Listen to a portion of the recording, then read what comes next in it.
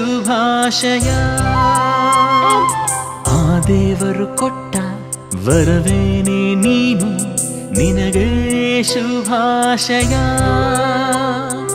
ಆಯಸ್ಸು ಆರೋಗ್ಯ ಸುಖ ಶಾಂತಿ ನೆಮ್ಮದಿ ನಿನಗೆ ಲಭಿಸಲಿ. ನಂಬಿಕೆ ಪ್ರೀತಿ ವಿದ್ವತ್ತು ಕೀರ್ತಿ ಎಂದು ಗಳಿಸುನಿ. ಮುಕ್ಕೋಟಿ ದೇವರ ಆಶೀರ್ವಾದ ಸಿಗಲಿ, ನಗುತ್ತಾ ಬಾಳು ನೀ.